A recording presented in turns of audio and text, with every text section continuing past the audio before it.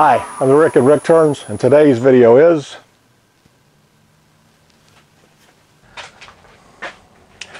Hi, I'm Rick Morris. This is the Rick Turns channel.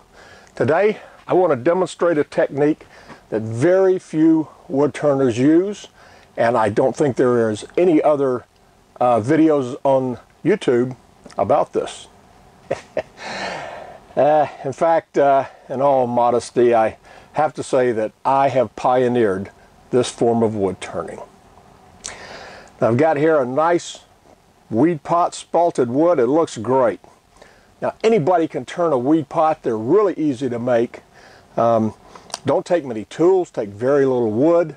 However, going the opposite direction from a Weedpot all the way back to a log is a totally different story, and today I'm going to demonstrate how to unturn a Weedpot. So let's get started. Very first step, you've got your finished Weedpot right here.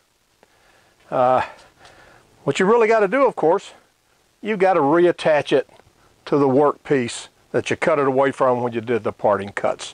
So I'm going to take this and just hold it right here. Of course, I'll have a tool rest here. Hold that right there. Use my parting tool just as I would and unpart it all the way out. Pretty simple process. Unfinishing is really a very broad topic, both for flat work and for lathe work like this.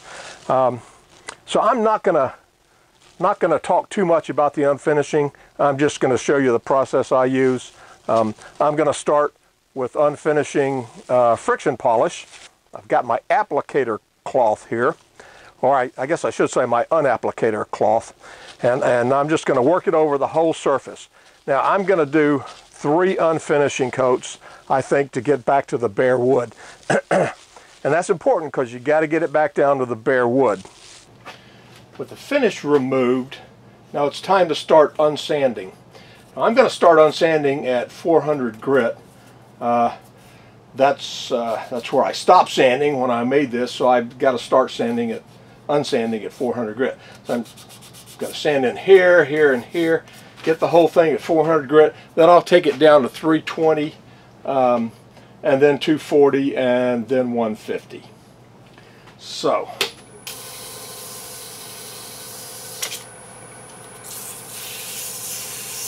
when you start to undrill the hole that the dried flowers go in, the mounting hole, there's just one thing you have to watch out for. Be sure you get the exact right size of the bit. We've got this little depression here, of course, and we need to remove this. And that's what I'm going to do now.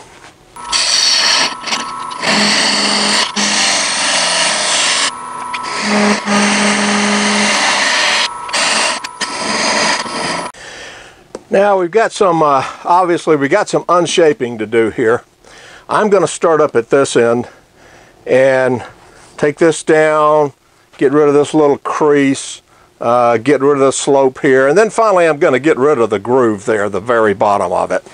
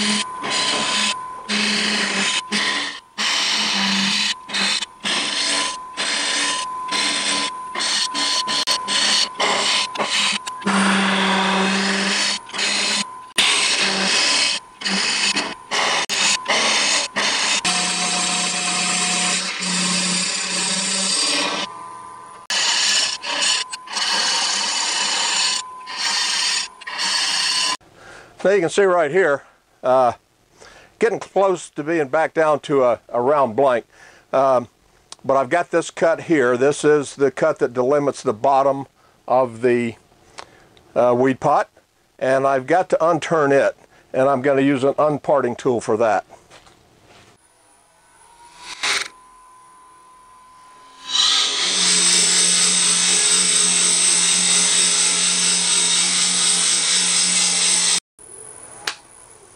Okay, there we go. We're back down to round. We're doing good here. I'm back between centers now. Taking it out of the chuck, put it back between centers. Now we're getting close to getting back to the raw blank, but we've got this tenon here, first of all, that we got to remove. Now you can see this is the size for the tenon. And we really need to unturn this tenon back up to be even here.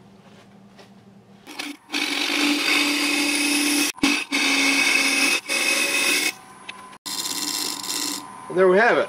We got rid of the tenon.